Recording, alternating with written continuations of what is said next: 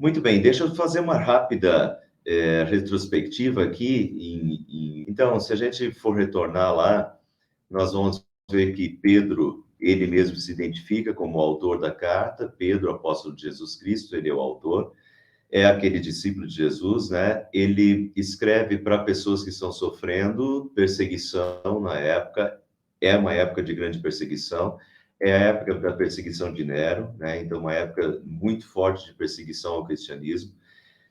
E Pedro está fortalecendo esses cristãos que estão sendo perseguidos. É a época que Pedro também foi crucificado na perseguição de Nero. Então, essas cartas de Pedro foram provavelmente as últimas cartas que Pedro... Talvez Pedro até, se permanecesse vivo, teria escrito outras cartas, mas essas cartas foram provavelmente as últimas cartas que Pedro escreveu antes da sua morte, né? Depois Pedro foi crucificado também na época de Nero, poucos anos depois, 2, 3 anos depois, no máximo. A gente não tem absoluta certeza, talvez até tenha sido menos do que isso. Para quem Pedro escreve? Vimos isso no estudo passado. Ele escreve aos eleitos de Deus, que são peregrinos dispersos no Ponto, na Galácia, na Capadócia, na província da Ásia, na Bitínia. Então, nós vimos isso no mapa, né? É uma região que nenhum apóstolo ainda tinha ido. Então, até hoje, a gente não sabe como é que chegou lá, como é que tinham grupos de cristãos lá, mas já tinha grupos formados, provavelmente do Pentecostes, tinha pessoas dessas localidades que participaram do Pentecostes, voltaram para lá e lá começaram a igreja, né? A igreja cristã, e daí Pedro agora, nessa época de perseguição, está fortalecendo esses cristãos e essas igrejas que já existiam nesses lugares. Uma das coisas fortes nessa carta, então, eles eram peregrinos, né? Peregrinos ou forasteiros, pessoas que estavam fora da sua terra, fora do seu local. O que Pedro está enfatizando aqui para esses peregrinos e forasteiros, de certa forma, eles não são só peregrinos e forasteiros fora da sua terra, mas eles também são peregrinos e forasteiros neste mundo. E isso torna essa carta válida para todos nós em todos os séculos, todos os cristãos de todos os séculos. Todos nós somos forasteiros e peregrinos neste mundo. Nós estamos nesse mundo de passagem, apenas de passagem. E é isso que Pedro diz: portem-se com temor durante a jornada terrena de vocês. Nós estamos numa jornada terrena. E a nossa vida vai chegar ao fim nesse mundo. Nós estamos numa jornada. Portem-se com temor durante a jornada terrena de vocês. Como estrangeiros e peregrinos no mundo, se abstenham dos desejos da carne que guerreiam contra a alma, como estrangeiros e peregrinos no mundo, né? Então, isso a gente precisa lembrar também, que nós também somos estrangeiros e peregrinos neste mundo. Nós somos filhos de Deus, o nosso lar, como o apóstolo Paulo, eu lembrei no último estudo, o apóstolo Paulo deixa isso claro, Pedro também. O nosso lar, né? Nós somos cidadãos da pátria celeste, vivendo transitoriamente nesse mundo, de passagem por esse mundo. Somos estrangeiros e peregrinos neste mundo, nossa pátria está lá, aqui nós somos filhos de Deus, somos sal da terra, somos luz para esse mundo, no tempo em que estivermos aqui, né? E agora nós vamos começar o estudo de hoje, continuando no texto de Pedro. Eu não vou passar, o propósito não é passar versículo por versículo de Pedro, né? Senão nós levaríamos um ano estudando Pedro. Mas eu, sim, estou dando uma atenção especial para os primeiros versículos, porque os primeiros versículos, eles têm tudo a ver com o conteúdo da carta. Então, se a gente não entende os primeiros versículos, às vezes a gente não entende a continuação da carta.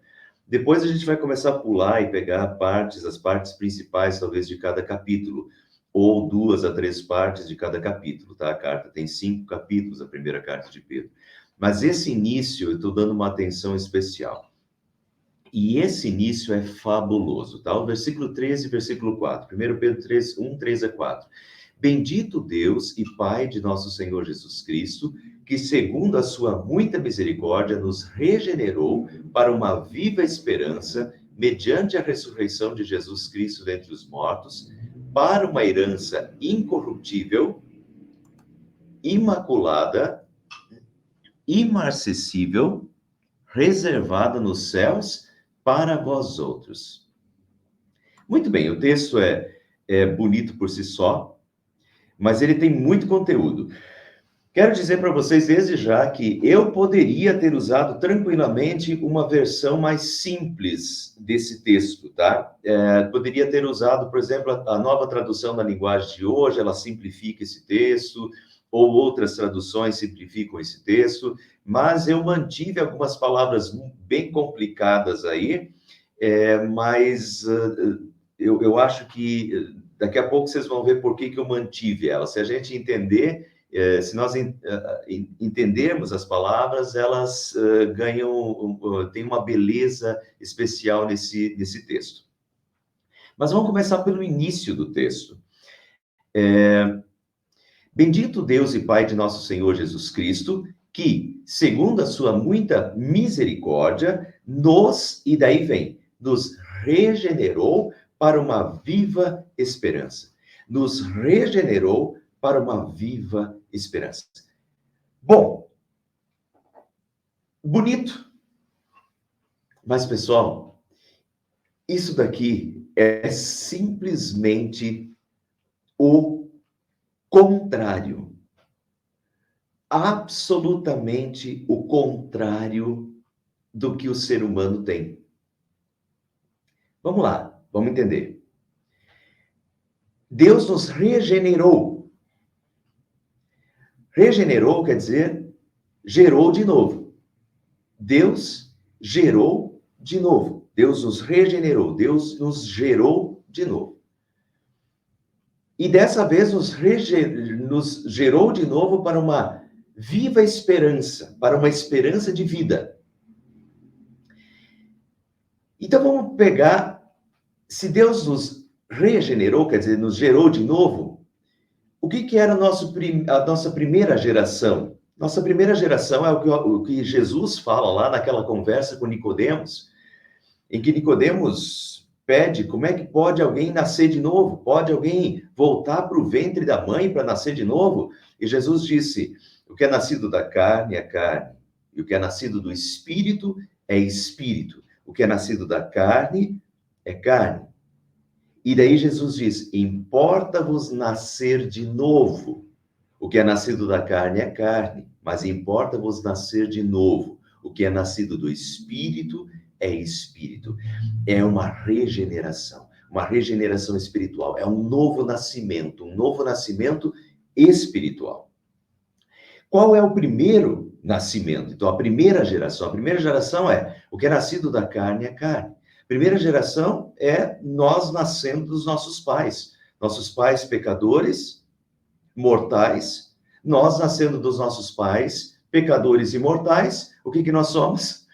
Pecadores e mortais. A primeira geração, né, é essa geração para essa vida nesse mundo.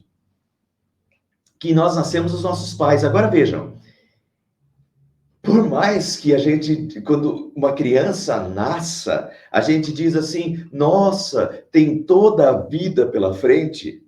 E a gente fica encantado porque uma criança nasceu e ela tem toda a vida pela frente. Perfeito? Que vida? Quanta vida? Quanta vida? Olha a pergunta. Quanta vida ela tem pela frente? Não sei. Ninguém sabe. Quando uma criança nasce, ninguém sabe quanta vida ela tem pela frente. Ah, ela tem muita vida pela frente. Não sei. E se ela morrer com 10 anos? Com 15? Com 20? Com 30? O fato é o seguinte, a gente não pensa nisso, a gente nem para muito para pensar nisso, porque isso nos aflige. Mas o fato é o seguinte, que ao nascermos nessa primeira geração, quando nós somos gerados dos nossos pais, nós só temos uma certeza, que nós vamos morrer. A única. Já pensaram nisso? Por isso, filosoficamente, alguns tinham uma filosofia do pessimismo. Infelizmente, a perspectiva de vida é pessimista. Quando nós nascemos, a única certeza que nós temos é de que nós morreremos, é que nós vamos morrer. A nossa perspectiva de vida é a morte, a gente só não sabe quando. É a única certeza que nós temos. A única certeza que temos é de que morreremos. Então, essa é a perspectiva da vida. A perspectiva da vida é a morte. Então, quando nós entendemos isso, nós entendemos quão radical é e quão oposto é o que Deus está falando aqui. Que Deus nos regenerou, Deus nos gerou de novo. Porque a primeira geração, quando nós nascemos a primeira vez, os nossos pais, nós nascemos com a esperança de morte. A esperança de que morreremos. Mas então Deus nos gerou de novo. E Deus nos gerou de novo para uma viva esperança, para uma esperança de vida. Como ele fez isso? E daí vem a continuação do texto. Segundo a sua muita misericórdia, mediante a ressurreição de Jesus Cristo dentre os mortos. Aqui está. Mediante a ressurreição de Jesus Cristo dentre os mortos. Daí a Bíblia fala que Jesus é o primogênito dentre os mortos. O primogênito, o primeiro que ressuscitou. Porque diz Jesus, eu vivo, vós também vivereis. Eu sou a ressurreição e a vida. Quem crê em mim, e aí vejam a relação da regeneração espiritual com essa regeneração de esperança, de uma esperança de vida. Quem crê em mim, crer em mim é regeneração espiritual. Quem nascer da água e do espírito, né? O que é nascido da carne é carne, o que é nascido do espírito é espírito. Então aqui está o entrelaçamento, o novo nascimento, a regeneração, uma regeneração espiritual, né? Quando Deus nos converte. Então Jesus diz, quem crê em mim, ainda que morra, viverá. E todo aquele que vive e crê em mim, não morrerá eternamente. Vejam, mudou completamente a perspectiva. Quando nós nascemos dos nossos pais, na primeira geração, nós nascemos com a esperança da morte, com a certeza da morte. E agora o que Jesus Cristo fez por nós é, eu sou a ressurreição e a vida, quem crê em mim ainda que morra viverá. Mediante a ressurreição de Jesus Cristo dentre os mortos, Deus nos regenerou para uma esperança de vida. Quem crê em mim ainda que morra viverá. Eu sou a ressurreição e a vida. A esperança agora é uma esperança de vida, não mais de morte. A nossa perspectiva agora é uma perspectiva de vida, não mais de morte. Isso é radicalmente oposto. Então, vejam, quando Pedro vai dizer, e no capítulo 2, Pedro vai dizer que Deus nos chamou das trevas para a sua maravilhosa luz. Deus nos chamou das trevas para a sua maravilhosa luz. Geralmente a gente pensa das trevas espirituais, e tá certo, Deus nos chamou das trevas espirituais para a sua maravilhosa luz. É isso. Mas Deus também nos chamou das trevas da desesperança, porque a nossa esperança era a morte. E Deus nos chama dessas trevas da desesperança para a sua maravilhosa luz da esperança que nós temos em Cristo de uma vida eterna. Uma esperança viva, uma esperança de vida. Quando nós nascemos para a morte, agora em Cristo, e graças a Cristo e a ressurreição de Cristo, nós temos uma esperança de vida. Isso muda completamente a nossa perspectiva nesse mundo. Nascemos para morrer, mas graças a Cristo, agora nós temos vida e vida eterna. Isso é radicalmente oposto, né? Radicalmente oposto que nós temos é o trevas e luz, né? Nós temos aqui, eu gosto muito dessa imagem e muitas vezes uso nas minhas mensagens essa imagem. Esse paredão, né? Olha a espessura desse paredão, a altura desse paredão. E se não fosse essa abertura, nós nos depararíamos com esse paredão e não teria esperança. Vocês devem ter visto, algumas semanas atrás eu vi uma reportagem que tinha se desprendido um iceberg, e esse iceberg, se não me engano, tinha mais de 500 quilômetros. Quem mostrava era satélite, né? Porque a gente não conseguiria ver isso a olho nu. O satélite mostrava que era, na verdade, um imenso iceberg de 500 quilômetros se desprendendo e vindo para dentro do mar. Agora, imagine você se deparar com um iceberg de 500 quilômetros, você não consegue ver o fim dele. Você está diante desse paredão, e nesse paredão acabou, você não tem como passar. Isso é a morte. A morte é esse paredão, você não vê naturalmente. Pelo nosso primeiro nascimento, nós não vemos como passar da morte. Morreu, acabou tudo. Mas então, Jesus abre esse caminho. Jesus é o primogênito dentre os mortos. Jesus abre esse caminho e agora a gente consegue olhar além desse paredão. A gente consegue olhar além da morte e consegue olhar para o infinito além da morte. Vejam, a gente não consegue ver o fim, né? E foi isso que Jesus Cristo fez conosco. Ele nos possibilitou passar da morte para a vida. A morte, já para nós, ela continua sendo esse paredão, né? Mas que nós conseguimos olhar além, graças a Jesus. Mediante a ressurreição de Jesus Cristo, ele nos regenerou para uma esperança de vida, porque a gente consegue olhar além, consegue olhar para o infinito, para o que tem depois da morte, né? Que Jesus diz, hoje mesmo estarás comigo no paraíso. Depois da morte, estaremos com Ele para a vida eterna. E isso é, meus irmãos, jamais cansemos de ouvir isso e de meditar nisso, porque isso é esperança de vida. Enquanto no mundo nós temos uma esperança de morte, em Cristo nós temos uma esperança de vida, nós temos uma esperança viva. Deus, e deixa eu passar o texto de novo, nos regenerou para uma viva esperança mediante a ressurreição de Jesus Cristo dentre os mortos. E o texto continua para uma herança. Ele nos regenerou para uma viva esperança e para uma herança. E agora vejam essa herança. Ele nos regenerou para uma viva esperança mediante a ressurreição de Jesus Cristo e para uma herança. Uma herança de que tipo? Uma herança incorruptível. E aqui começa de novo os opostos. Uma herança incorruptível, que na tradução bíblica seria imortal.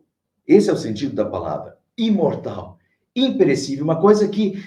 E agora vejam de novo a oposição. O contraposto. Enquanto nós nascemos para a morte... E a única certeza que temos ao nascer é de que morreremos, a herança que Cristo nos promete é incorruptível. Ele nos regenerou para uma herança incorruptível, imortal, imperecível. O que mais? Uma herança imaculada, diz o texto. Imaculada, mácula. Uma herança sem mácula, sem mancha, sem pecado. E isso, novamente, é o contrário do que nós temos nesse mundo. O que nós temos nesse mundo? Tudo nesse mundo é manchado pelo pecado. Tudo nesse mundo é maculado, tudo nesse mundo é imperfeito.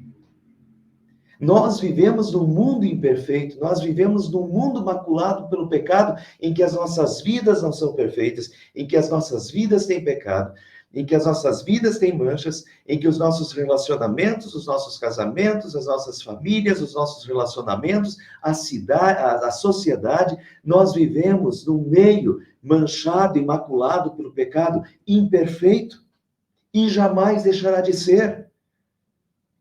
A sociedade pode melhorar e nós podemos ir para o primeiro mundo e nós vamos estar no meio de sociedades ainda manchadas pelo pecado. Não tem para onde fugir nesse mundo, porque esse mundo é um mundo manchado pelo pecado, maculado. Então, a realidade desta vida é uma realidade de mácula. A realidade dessa vida é uma realidade corruptível, mortal, perecível. Mas a herança que Cristo nos dá e que Deus nos dá é uma herança incorruptível e imaculada. O que mais? Imarcessível. Isso é uma palavra que a gente não usa no português do dia a dia, né? Imarcessível quer dizer que não murcha, não deteriora. E por isso que eu quis manter as três.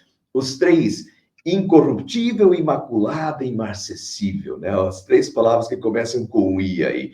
Incorruptível, imaculada e imarcessível. Imarcessível é que não murcha, que não deteriora.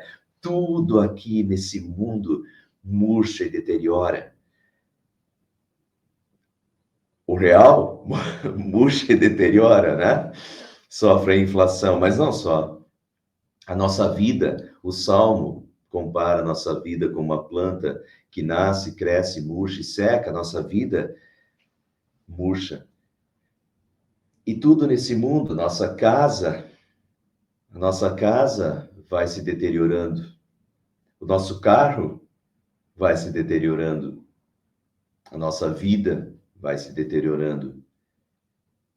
Esse mundo é um mundo em que tudo se deteriora, em que tudo murcha. E aí nós vemos o oposto do que Jesus nos promete. Qual é a herança? Enquanto que nós temos aqui são coisas que murcham, que se deterioram, maculadas, manchadas pelo pecado, imperfeitas, enquanto aqui tudo é mortal e nós somos mortais e somos perecíveis, o que Jesus Cristo nos dá e o que Deus nos deu em Jesus Cristo é uma herança incorruptível, imortal. Um lugar que não terá mais mancha e em que as coisas não murcharão mais. E onde é isso? E daí o texto conclui: essa herança está reservada nos céus para vós outros. Uma herança reservada nos céus para vós outros. Essa herança está reservada. Apocalipse vai dizer, Deus vai dizer que dos novos céus e da nova terra, Deus enxugará dos nossos olhos toda lágrima. Não haverá mais choro, nem pranto, porque essas coisas já passaram. Essas coisas já passaram. Essas coisas mortais, manchadas pelo pecado que nos fazem gemer, chorar, sofrer. Essas coisas marcessíveis que murcham, que deterioram a nossa própria vida. Essas coisas já passaram, eis que se fizeram novas, os novos céus e na nova terra. Nesse lugar onde habita perfeição, de nada mais será maculado, será imaculado, onde haverá vida eterna, porque não haverá mais pecado. Isaías, capítulo 65, diz que não haverá mais criança que viva poucos dias, né? A vida será eterna. Esse lugar que nada murcha, que tudo é pleno, que tudo é 100% o tempo todo e eternamente, porque é a presença de Deus que é 100%, que não muda, que não murcha. É a presença de Deus, os novos céus e a nova terra. Portanto, o que nós temos aqui é radicalmente o oposto do que o mundo nos dá. O que nós temos aqui é radicalmente o oposto do que nós nascemos. Nós nascemos com a única certeza de que um dia morreríamos. Mas graças à ressurreição de Jesus Cristo, nós temos certeza, convicção, esperança de vida após a morte. Quando nós nascemos no meio de um mundo maculado, de um mundo em que tudo murcha, em que tudo deteriora, de um mundo mortal e perecível, mas o que Deus nos deu, o que Deus nos dá, é essa certeza de que em breve haverá novos céus e nova terra, recriação de Deus, onde tudo será imortal, não terá mais mancha de pecado, não murchará, não se deteriorará mais, será absolutamente perfeito e para a vida eterna. Que maravilha, né? Então, que oposto! Esse texto aqui de Pedro é maravilhoso, e quando nós pensamos nisso, é isso que Deus nos deu, é uma esperança de vida. Deus mudou a nossa expectativa de vida. Quando se fala aqui no mundo expectativa de vida, a gente pensa lá 60, 70, 80, 90. Não, Deus mudou a nossa expectativa de vida. Porque Ele nos regenerou para uma viva esperança, mediante a ressurreição de Jesus Cristo dentre os mortos, para uma herança incorruptível, imaculada e imarcessível, reservada nos céus para vós outros. Essa é a expectativa de vida que Deus nos deu em Cristo Jesus. Glória a Deus por isso. Fabuloso. Agradeçamos a Deus todos os dias por isso. Não tem preço. Isso é uma paz. Eu vou morrer um dia. Você também. Todos nós vamos. Mas não tem preço essa paz de saber que não termina ali. Que estarei com Cristo no paraíso. Que, como o apóstolo Paulo vai dizer, estar com Cristo é incomparavelmente melhor. A gente olha além da parede, a gente olha para o que Cristo tem preparado para nós, né? Não tem preço essa paz do cristão, essa paz que Cristo nos deu. Que mais? E daí Pedro consola os cristãos, dizendo, nisso vocês exultam. Exultem nisso. Ainda que agora, por um pouco de tempo, devam ser entristecidos. Vamos lembrar, eles estão sofrendo perseguição. A vida deles não é um mar de rosas, pelo contrário, eles estão sofrendo perseguição. Eles estão correndo risco de morte por serem cristãos. E vejam então como Pedro os fortalece. Pedro faz eles enxergar essa esperança de vida. Pedro faz eles enxergar a herança que eles têm depois dessa vida, o que Deus tem preparado para eles, além desta vida. Portanto, sejam fiéis até a morte, mesmo que custe, mesmo que ainda que agora, por um pouco de tempo, vocês devam ser entristecidos, mesmo que por causa da perseguição, vocês sejam entristecidos por algum tempo, perseguidos e tenham que enfrentar momentos complicados e difíceis. Que a esperança viva de vocês e a esperança de vida de vocês, não esqueçam do que Cristo fez por vocês, do que aguarda vocês. Se preciso for, sejam fiéis até a morte. Mas exultem nisso. Exultem no que Cristo já tem preparado para vocês, para nós, e assim vivam, mesmo que por um pouco devam ser entristecidos. E a gente poderia enxergar esse texto, por mais que a gente, de repente, nós não estamos na mesma situação de perseguição, mas para nós poderíamos enxergar isso como a vida aqui nesse mundo, que não é perfeita, e que às vezes uns enfrentam doenças, outros enfrentam problemas, outros enfrentam adversidades muito grandes na vida.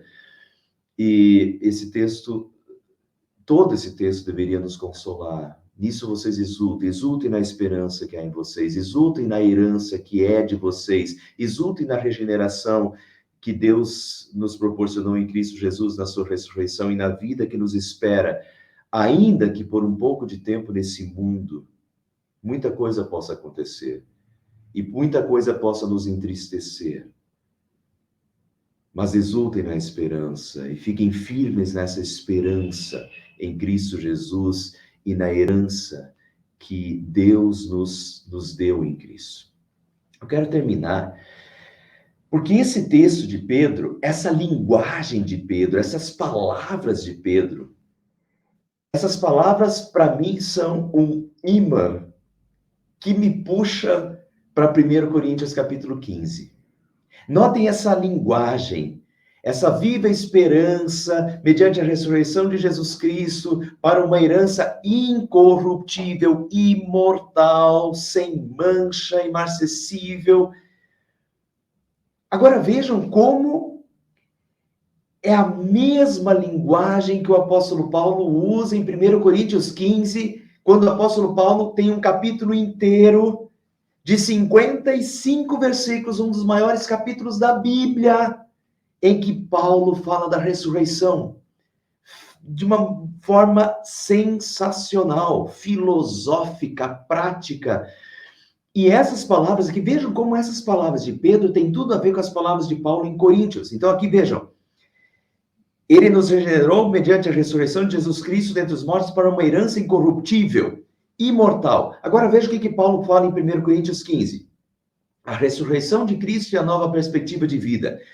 Pois é necessário, diz Paulo, que aquilo que é corruptível, o que é corruptível? Nós, a nossa vida, o nosso corpo é corruptível. Então Paulo diz, é necessário que aquilo que é corruptível se revista da incorruptibilidade. E aquilo que é mortal se revista de imortalidade. Quando, porém, o que é corruptível se revestir de incorruptibilidade e o que é mortal de imortalidade, então se cumprirá a palavra que está escrita: a morte foi destruída pela vitória. Onde está, ó morte, a sua vitória? Onde está, ó morte, o seu aguilhão? Graças a Deus, que nos dá a vitória por meio do nosso Senhor Jesus Cristo. Vejam, a ponte. Graças a Deus que nos dá a vitória por meio do nosso Senhor Jesus Cristo. Então nós fomos chamados, é necessário que aquilo que é corruptível se revista da incorruptibilidade, que aquilo que é mortal se revista da imortalidade. É necessário. E vai acontecer isso. E quando isso acontecer, a morte foi destruída pela vitória. Graças a Deus que nos dá a vitória, e já nos deu a vitória por meio do nosso Senhor Jesus Cristo. É a mesma, palavras diferentes, mas é a mesma linguagem de Pedro. Deus nos regenerou para uma viva esperança mediante a ressurreição de Jesus Cristo entre os mortos, para uma herança incorruptível, imaculada e imarcessível, reservada nos céus para vós outros. E quero terminar com a continuação de Paulo em 1 Coríntios, porque a ressurreição de Jesus, ela é esperança de vida futura, sim, de vida perfeita, imarcessível, incorruptível, imaculada, no futuro, nos novos céus e na nova terra, sim, mas a ressurreição de Jesus, Deus nos regenerou para uma viva esperança já agora, e para uma nova perspectiva de vida que começa agora e que tem tudo a ver com o modo como nós vivemos hoje. Veja o que Paulo fala em 1 Coríntios 15. A ressurreição de Cristo e a nova perspectiva de vida. Se Cristo não ressuscitou, é inútil a nossa pregação, como também é inútil a fé que vocês têm. Se Jesus não ressuscitou, é inútil a pregação, inútil a fé que vocês têm. De que vale a fé? Se Jesus não ressuscitou, não vale a fé. Não adianta ter fé. Continuando, olha, se foi por meras razões humanas que lutei com feras em Éfeso, diz Paulo, que ganhei com isso? Quer dizer, de que vale eu estar me esforçando pela pregação do evangelho pelo mundo inteiro, sofrendo perseguições, sofrendo um monte de coisas? Se for por razões humanas, não vale a pena, né? Por que eu vou sofrer por alguém? Por que eu vou sofrer para pregar, para levar a palavra de Deus para vocês aí, você ser perseguido por isso? O que eu ganho com isso? Paulo quer dizer. Se foi por meras razões humanas que lutei com feras e erras, que ganhei com isso? Se os mortos não ressuscitam, comamos e bebamos porque amanhã morreremos. Né? É isso. Se não tem ressurreição, se não tem vida depois da morte, vamos comer, vamos beber, vamos pecar, entregue-se, nem presta atenção em nada, né? Viva do jeito que você quer viver, do jeito que o diabo gosta, porque não vai dar em nada, porque se com a morte termina tudo, então tudo vai dar em nada. viva da melhor forma que você puder, comamos e bebamos, porque amanhã morreremos. Se Cristo não ressuscitou. Se tudo que nós temos é essa vida aqui, certo?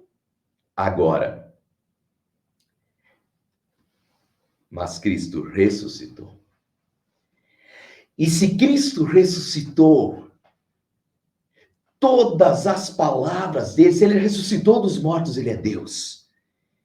Então, todas as palavras dele são verdadeiras. Tudo que ele falou é verdade. Tudo que ele falou vai se cumprir. Tudo que ele nos aconselhou é a verdade. Eu sou o caminho, a verdade e a vida. E a palavra de Deus é a verdade. Então, se Cristo ressuscitou, agora veja como é que ele continua. Como justos, recuperem o bom senso e parem de pecar. Porque se Cristo ressuscitou, ele está vivo. E há vida. E há vida eterna. Então vamos viver com Cristo e para Cristo nesta vida e na eternidade. Se Cristo não ressuscitou, tudo vai virar em pizza, não vai dar em nada, comamos e bebamos, porque amanhã morreremos. Agora, se Cristo ressuscitou, ele é o Senhor da vida. E tudo que ele falou é verdade. Vamos viver o que ele falou para viver. Vamos respeitar a sua palavra, o seu caminho, que é o caminho da verdade. Vamos cumprir os seus mandamentos, vamos segui-lo, porque ele é verdade. E tudo isso é verdade. E ele é a vida. E nós vivemos com ele aqui e viveremos com ele eternamente. Então, muda a minha perspectiva de vida. Muda o meu dia a dia. Como é que eu vou viver amanhã? O que eu vou fazer amanhã? Amanhã eu vou colocar em prática o que Jesus, o Senhor da vida, me ensinou. E o que Jesus deseja de mim. E eu vou viver para a glória de Deus, porque eu vou viver para a glória de Deus aqui. E quando eu morrer, eu continuo vivendo para a glória de Deus e com Deus lá. E eu começo a viver aqui para a glória de Deus. Porque isso é verdade, porque Jesus é o Senhor vivo. E o Senhor da vida. E o Senhor da salvação, da minha salvação. Isso implica com as minhas atitudes, isso implica com as minhas palavras, isso implica com o modo como eu vivo, com tudo que eu faço no dia a dia, porque Jesus está vivo e está vendo. Jesus está me vendo. O meu Senhor está me vendo. Então eu vivo para Ele, aqui e agora, como viverei eternamente. E para terminar, veja como ele termina.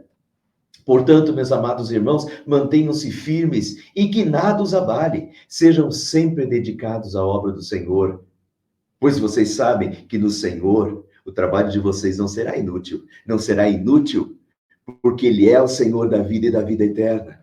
E tudo que nós fizermos por Ele e para Ele não é inútil. É feito pelo Senhor da vida. Tem valor eterno. Notam?